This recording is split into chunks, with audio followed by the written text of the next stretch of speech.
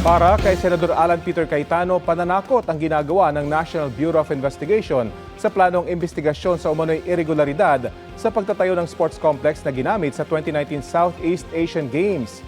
Pareho yung itinanggi ng NBI at Malacanang, sabay giit na walang dapat ikatakot kung wala namang ginawang mali. Balitang hatid ni John Consulta.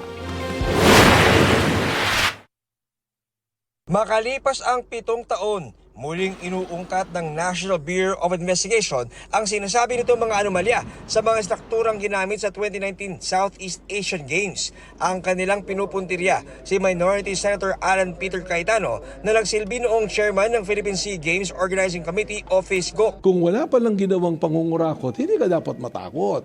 Dahil lang natakot ka lang kung meron kang dapat itago. Iparating natin sa NBI, sa DOJ at sa Malacanang. Tayo-tayo lang ha. Sabihin natin sa DOJ, sa NBI at sa Malacanang, di kayo halata ha.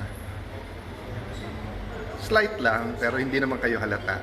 Para kay Senator Alan Peter Cayetano, pananakot daw ang ginagawa ng NBI, lalo't nasa gitna na ang Senado sa impeachment trial ni Vice President Sara Duterte, bagay na itinanggi ng palasyo. Ang tao na wala naman na dapat katakutan ay hindi nai-intimidate kahit kailan.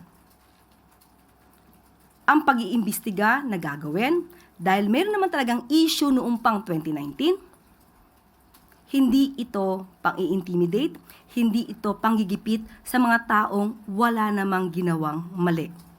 Ayon kay NBI Director Melvin Matibag, mahigit 2 bilyong pisong pera ng gobyerno ang pumasok daw sa FISGO na isang NGO. Aligasyon niya, ang itinayong sports center sa New Clark City na nagkakahalaga ng 10 bilyong piso hindi dumaan sa bidding, pinondohan ng mga insertion sa budget at meron pa raw ditong hindi pa naliliquidate. Noong 2019 siya ay Secretary of Department of Foreign Affairs, hindi po ba? Yung sinasabi nating insertion, kung alam ko yung gusto nyong balikan, for the budget of 2020 yan, nung siya na yung speaker. So yun na, para alam na niya, kasi mas maganda naman nga, pag inimbitahan siya, di pumunta siya para sagutin niya yung mga allegation sa kanya. May mga nagbigay ng donasyon na pumasok, there are allegations na mga may pondo nang galing sa confidential funds. Itinanggi ito ni Cayetano at sinabing walang anomalya sa proyekto. Wala siyang insertion sa budget dahil hindi siya mamabatas ng panahong yun at lahat daw ng gastusin ay liquidated na. So ito proposal natin sa NBI, sa Malacanang at saka sa DOJ. Imbestigahan niyo yung Southeast Asian Games of 2019. Imbestigahan niyo ng husto, bigay niyo lahat. We will support totally. Ako naman, 10 ng aming mga kasama na ngayon ay nasa minority, imbestigahan naman namin ang flood control. Deal? Dagdag niya, wala siyang kinalaman sa pagpapatayo ng sports center dahil ang namahala doon ang Bases Conversion and Development Authority President and CEO nito noon, si kasalukuyang DPWH Secretary Vince Dizon. Ayon sa Office of the Ombudsman, batay sa kanilang records, dinismiss noong 2021 ang kasong isinampan noon kay Dizon kaugnay ng 2019 SEA Games dahil sa kakulangan ng ebidensya. Sa ating pagkakaalam, hindi naimbestigahan sila Senator Alan Cayetano. At that time ay Speaker of the House. Sa ating pagkakaalam, ang dating Pangulong Duterte ay nilinis na agad si Senator Alan Cayetano at that time kahit wala pang umaandar na pag-iimbestiga.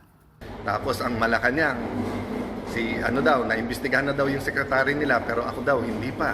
Okay lang, imbestigahan natin lahat. Pero hindi naman siguro bad words ang flood control. Ang bad words ay cover up. So, tamang-tama, magsosona na ulit. Bigyan natin ng pwedeng pag-usapan ang mahal natin Pangulo na tunay na mga pangyayari.